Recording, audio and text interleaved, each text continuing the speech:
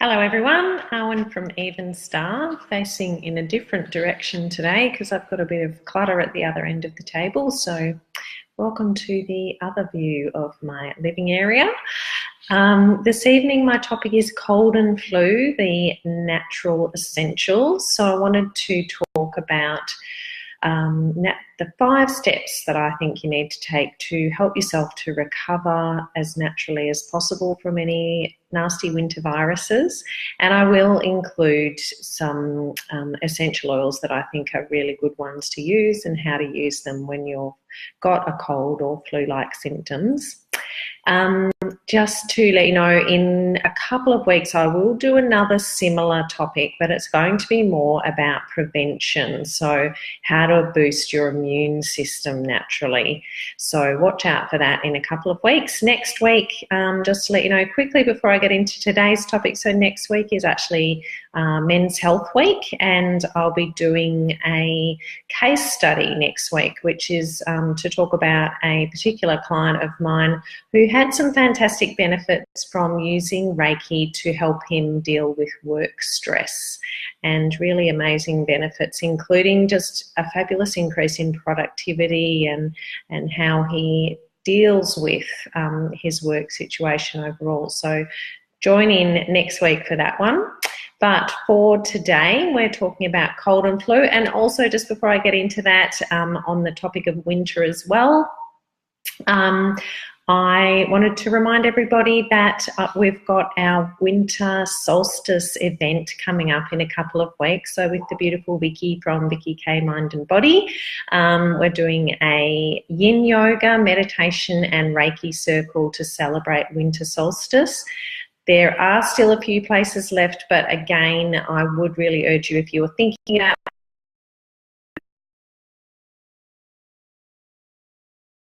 get into today's topic. So the natural essentials of getting over cold or flu-like symptoms.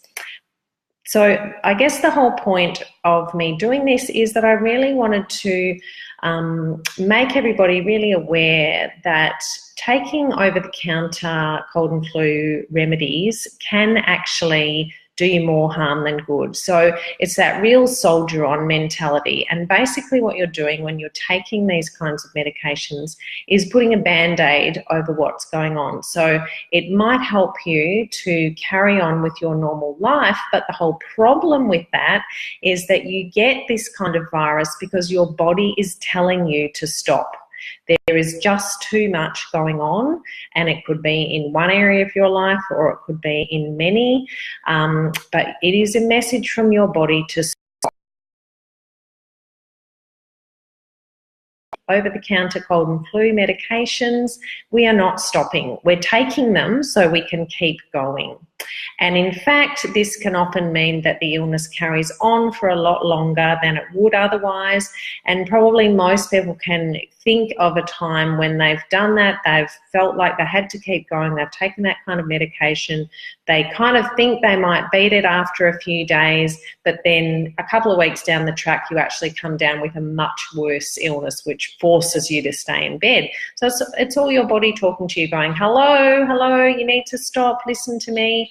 And I think we're really bad in our culture at listening to our bodies. So it's a matter of tuning into that a bit better, listening to it, and in fact, if you do, you're more likely to recover more fully and more quickly.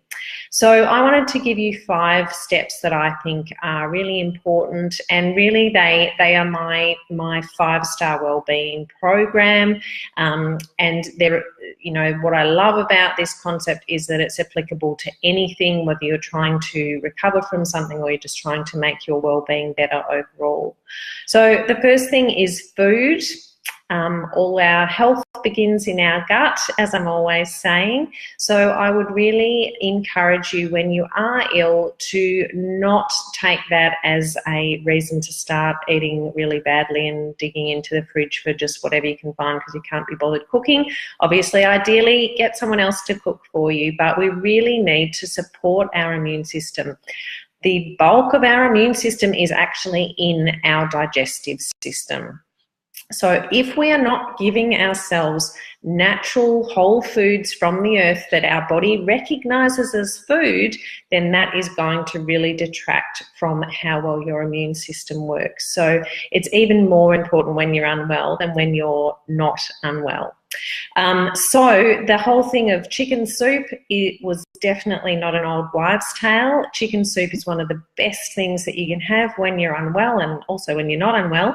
The beautiful nutrients that you get from that kind of dish, and lots of soups are great for you, especially if they're based on a broth. And this will give your body something that's really easy to digest and that it recognises as wonderful nourishment and is going to boost your immune system.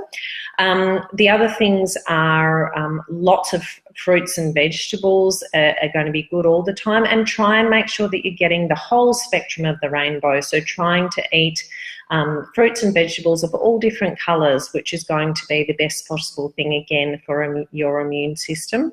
Other things are oil, like olive oil, and all the beautiful oils from oily fish as well, so sardines, salmon, those kinds of things. Dark chocolate, yay, you can actually treat yourself when you're not well. Dark chocolate is actually really good for your immune system. Obviously, you don't go overboard with that kind of thing, but having a little bit is going to be really good for you. Eggs are good as well. Some flavourings that are really good for boosting the immune system are garlic, ginger, turmeric. So what sounds good to me with all of those things I've mentioned is maybe a veggie curry made with some beautiful chicken stock that you've made, or someone else has made for you preferably. So really make sure that you're eating well when you're unwell, because that is where your immune system lives, in your digestion. Exercise. So this is a big one. People often say, should I go to the gym when I'm unwell? Really, I guess my main point with this is that your body does actually need to move to operate effectively. Obviously, if you are so unwell that you can barely move, you can barely get out of bed, then clearly stay there. But if you just have a really bad head cold, then I would really encourage you to actually go for a little walk around the block, especially if you can get out of the house into fresh air. So this is something I'll talk about. It's one of my later points about your surroundings and making sure you do get some fresh air, because that is really important for our immune system as well. So if you can just go for a little walk, do some yin yoga practice at home, maybe just some stretching, just some walking up and down the stairs in your house, whatever it is, do try and incorporate a little bit of movement even when you're unwell, but obviously not your normal level of exercise. You don't go and do your body combat class when you're unwell, and you don't want to be spreading your germs around to other people either. Just going for a nice little walk around the block or the park, even better. If there's some sunshine, then that is the best thing to do, to go and get out in that sunshine when you're not well. Okay, next thing is my step called Being. So this is all about the head space. So we need to look after what is going on in our head and give that a rest as well. So if you are unwell, you're taking time off work, don't take that as a time to work from home. You actually need to stop. You need to be giving your brain a rest. Your brain uses 20% of the energy that you expend. So if you're trying to give your body all the energy it can have to recover from illness, don't be overtaxing your brain. Don't be staying home from work and doing your tax return. Stay home from work and binge watch Netflix or read a great book, or just sleep a little bit extra, which is my next point, that we often do feel really tired, and that is because our body is doing all that work to recover from the illness, to fight off the illness. You need to honour that work that your body is doing. Our bodies are amazing. This is the whole point of this whole video, is that our bodies are designed to heal themselves. So you need to give it the space to do that. You need to have those extra naps. You need to let yourself just sleep when you're tired, when you're unwell, and that is going to really aid your recovery and make it a lot faster. So that was actually 2 points in one, the being, the headspace stuff, and the sleep. And then my last point is this one about surroundings. So briefly mentioned that before, getting outside. So fresh air, really important. If you can have your window open a crack, even though it's really cold outside, letting in some fresh air all the time, that is the perfect thing to be able to do. If you can't do that because your heating, however it is, doesn't really cope with that, then perhaps open your windows really wide when you're going out for your little walk around the block, so you get some fresh air especially into the room where you're spending the most time when you're unwell. We really want to make sure we get a balance of ions, and an ionic balance. So I've talked about this before. We have this build-up of positive ions when we're surrounded by all the electrical equipment we're surrounded by, and other things as well, like pollution. But that's not such a big problem in your house. But we want to bring in negative ions to balance that out, and for that we need fresh air. The other things that you can use to help you to bring that balance back in are beeswax candles and salt lamps. So I'd really encourage you to use them when you're unwell as well. Light that candle, put your salt lamp on. And then the third thing that I'll talk about is essential oils to help you with your surroundings. And so with the oils I'm going to talk about, you can certainly diffuse them. So put them in your diffuser or put them in your oil burner if you have an oil burner, and you can just keep putting that on. It's really good with essential oils to keep using them like a medication. You need to keep using them on your body every 4 to 6 hours. So if you're just putting the diffuser on for a short period of time, make sure you keep repeating that activity. Just having it on for half an hour each day isn't going to provide you a lot of benefit when you're trying to use it for this recuperative purpose. So the other thing to do with your essential oils is obviously to actually apply them on your body. There's a couple of points that I would recommend. So because the lung meridian is often affected when we have a respiratory illness, then one of the best spots is actually just here on the bottom inside of your thumb joint. If you want to apply them on either side as well, just put the oil there. Now obviously you want that if it's an oil that you actually like the aroma of, because smell is so important to how we feel overall, that if any of these oils are not something you like the smell of, then you wouldn't put them there because you're going to be smelling it all the time.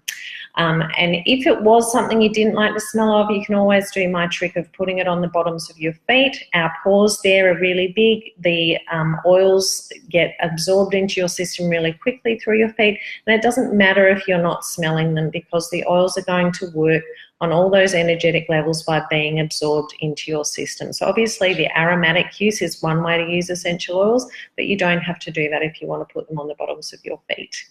Then the other spot, really important, is actually your thymus gland. So our thymus is really critical in immunity, and if you put the oils, again, if it is one that you do like the smell of, then you can just put it here. So it's kind of just below your collarbone. In that area there is where the thymus gland is, so you could apply the oils there. Okay, so the ones that I wanted to recommend are thyme, lemon, tea tree, Douglas fir, or you could use any other type of pine or fir, so cypress or a white fir or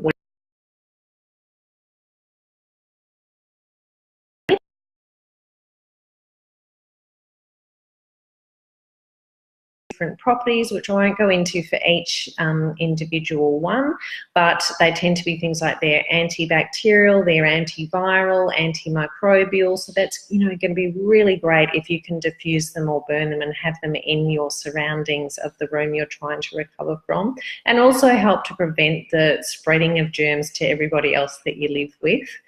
A couple of things I do like to mention though with this is colds often have an underlying metaphysical cause. So the emotional cause, as I mentioned, it's about your body telling you to stop, and that's because it's feeling overwhelmed. So there's too much going on somewhere. And essential oils are going to help you with that recovery of that underlying cause, or from that underlying cause, I should say as well. So thyme is helping you to move from feeling powerless to feeling dynamic. Lemon is about that sort of overwhelm, confusion, moving to rationality.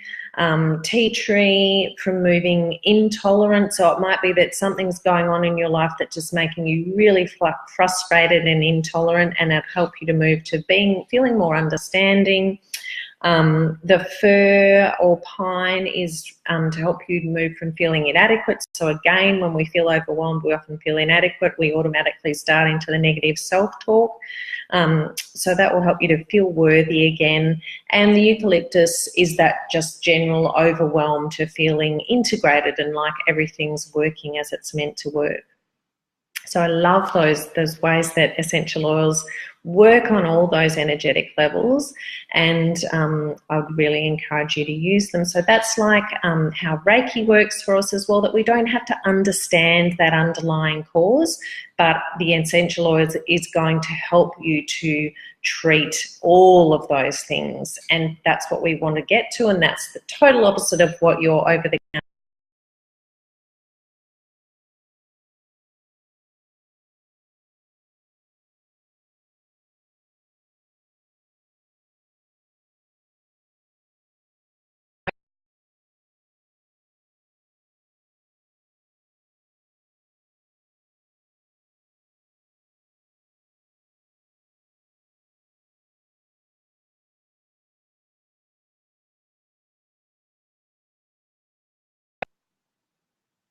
I think we're back again, but I'm going to say goodbye because it keeps cutting out. So please contact me if you've got any questions, and I hope you have a lovely evening, a lovely big wintry sleep, and I will talk to you again next week.